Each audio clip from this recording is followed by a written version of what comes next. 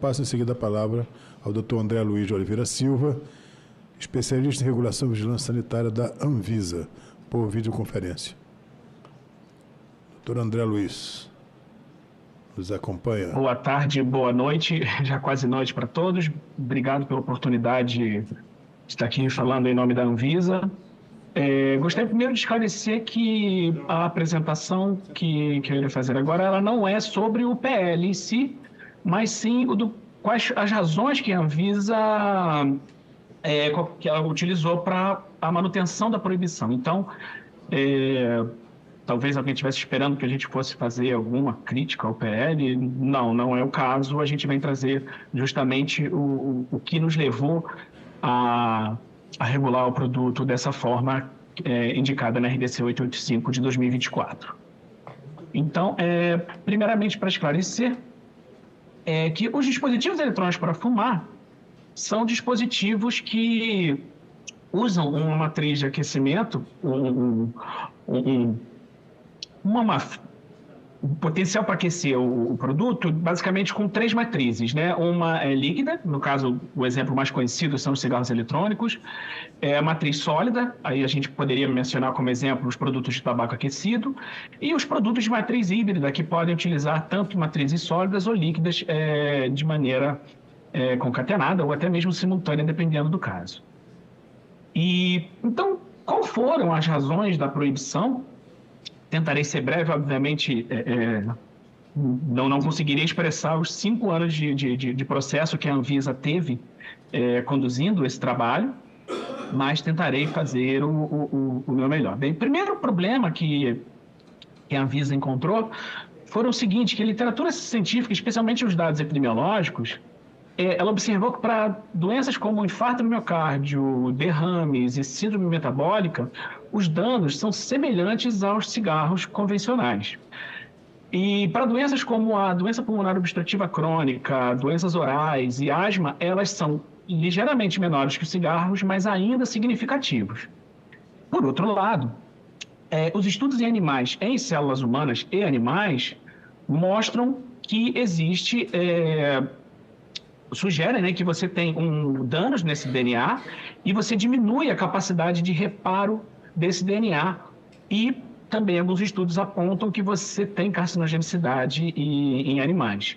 E aí eu fico bastante confortável para falar, e aí faço coro com a doutora Ingrid, também sou toxicologista, sou biólogo, sou toxicologista pela Fundação Oswaldo Cruz, sou doutor em saúde pública pela Fundação Oswaldo Cruz, sou pós-doutorado pela Universidade da Califórnia, então falo também com muita tranquilidade e faço coro à doutora Ingrid, temos que ter mais toxicologistas na discussão, mas eles são um alerta, e justamente porque muitos dos argumentos utilizados eram de que esse produto era 95% menos tóxico do que um produto convencional, e os dados epidemiológicos sugerem que não.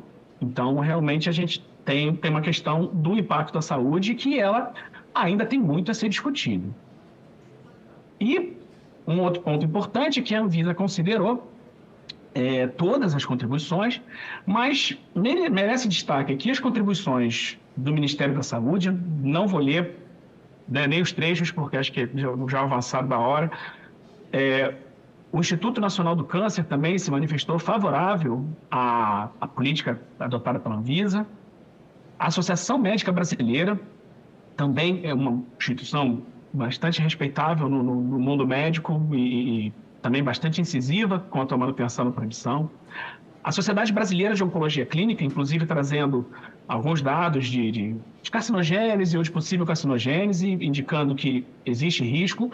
E aí volto a falar, a questão da carcinogênese, ela vai muito além da questão dose-resposta. Inclusive, eu não posso usar a lógica de dose-resposta quando eu estou trabalhando com câncer ou, por exemplo, com doenças inflamatórias. Então, foge um pouco isso, trazendo ainda mais complexidade para essa discussão. A Sociedade Brasileira de Cardiologia, porque os estudos têm apontado danos cardíacos bastante significativos depois do uso desses produtos. A Sociedade Brasileira de Pneumologia e Fisiologia, a Sociedade Brasileira de Pediatria também se manifestou com bastante veemência apoiando a proibição do produto. O Conselho Federal de Medicina, inclusive o representante se manifestou há pouco tempo atrás. E uma questão também bastante complexa e que preocupa bastante a Anvisa é a questão dos sais de nicotina. Porque os sais de nicotina, eles são muito mais palatáveis. Ou seja, o que isso significa? Eu consigo colocar quantidades de nicotina nesse produto muito maiores do que cigarros convencionais ou produtos que usam a nicotina de Brase Livre. Então, seria, de uma maneira bastante didática, como se eu conseguisse... Se eu colocar sal na sua comida, se eu colocar sal demais, vai chegar uma hora que ninguém vai conseguir comer porque está muito salgado. Mas se eu conseguisse bloquear essa sensação de gosto do sal, eu conseguiria colocar quantidades de sal que antes não me eram permitidas. Isso, claro, sendo bastante didático. Um outro ponto também é... Os sais de nicotina têm uma cinética muito parecida com a dos cigarros comuns. E um outro ponto, que justamente essa cinética especial, essa nova forma de nicotina, que apesar de ter sido pesquisada já há algum tempo, ela ingressou no mercado relativamente recentemente, você tem produtos no mercado hoje com 10 mil puffs, com concentrações... estáveis. Esses produtos não têm mais ou menos uma maior ou menor concentração de nicotina por tragada.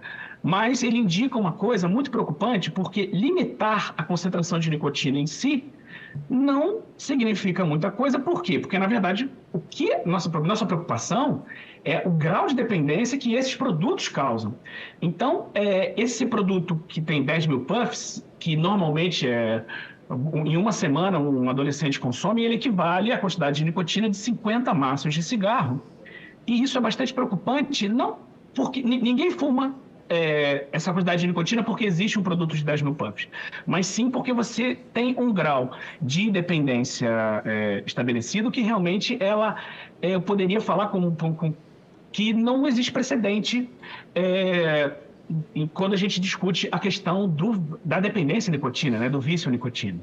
E não com esse produto com 10 mil puffs, que já seria bastante, pelo menos um alerta, né, mas no mercado hoje você tem produtos com 25 mil puffs, ou seja, quantidades de nicotina que realmente são muito mais altas e realmente se desconhece os efeitos desses produtos.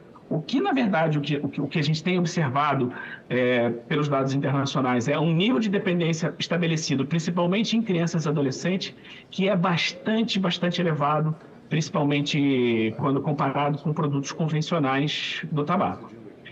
Um outro ponto também que mostra que esses produtos são bastante preocupantes, esse gráfico é um gráfico da Inglaterra, e ele mostra que as concentrações de nicotina utilizadas pelas pessoas, com o passar do tempo, elas vão aumentando. São usuários de cigarros eletrônicos.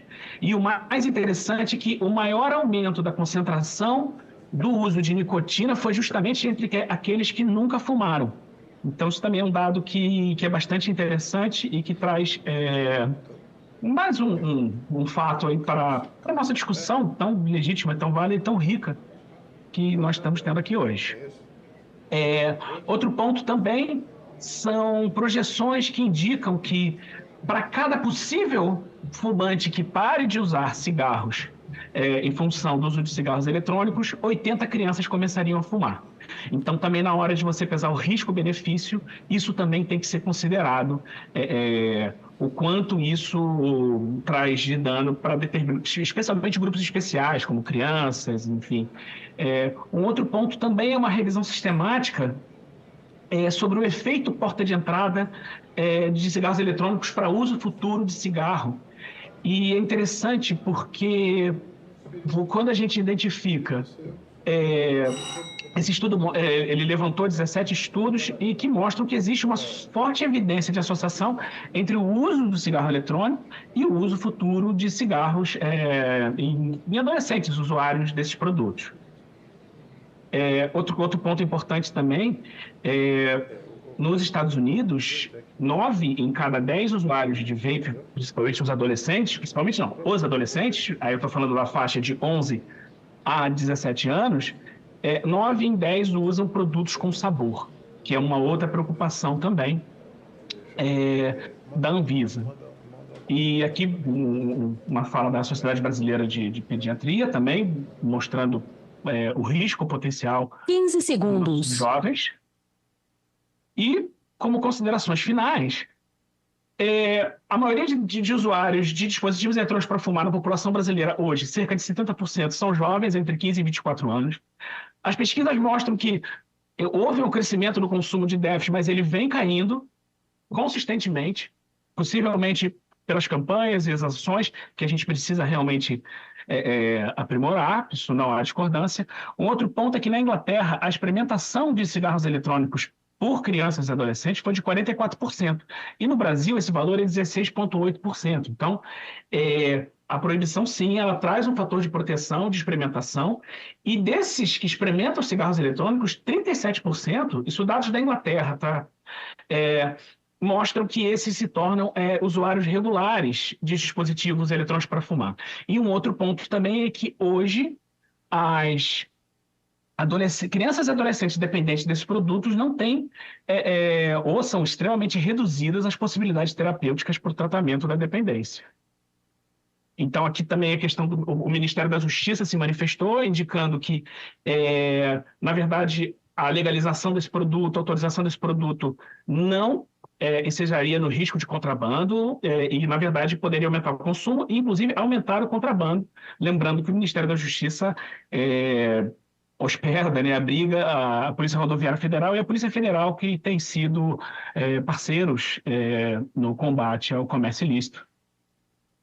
E, para acabar, muitas pessoas criticam, indicando que a Anvisa seria omissa ou que a Anvisa não faria o trabalho dela adequadamente. E aí quando nós olhamos os gráficos de tabagismo e as ações da Anvisa, principalmente com países que foram mencionados, o Brasil teve um feito civilizatório fantástico. Por isso, inclusive, o Brasil é um dos 4 países que atingiram as metas do milênio de redução de tabagismo. Inclusive, quando a gente compara com os Estados Unidos e com a Inglaterra, esses dados não estão incluindo os usuários de vape, porque se fosse incluir, vão pegar um número bem extrapolando qualquer estatística que foi mencionada aqui hoje. Se a gente pegar 2% de usuários de vape no Brasil, esse número vai estar em 11,1% de dependentes de nicotina. Nos Estados Unidos é 12,5%, mas eu tenho na população cerca de 8% de usuários, então os Estados Unidos iria para 20%. Na Inglaterra eu tenho em torno de 6%, 7%, então esse número também ia lá para cima. Outros países mencionados, como a própria Suécia, a Suécia tem 12% de usuários de tabaco mascável, mais 5,9% de usuários de tabaco. Então, na verdade, o Brasil, nesse ponto, deveria ser um motivo de orgulho para todos aqui presentes. Muito longe de acharmos que somos os melhores de todos, mas realmente esse é um motivo de bastante orgulho para o país, bastante orgulho para os servidores da Anvisa, que com certeza todos têm muito orgulho de contribuir para esse perfil epidemiológico. Então, agradeço imensamente a oportunidade de ter falado com vocês hoje e me coloco à disposição para qualquer pergunta. Grande abraço. Muito obrigado, doutor André.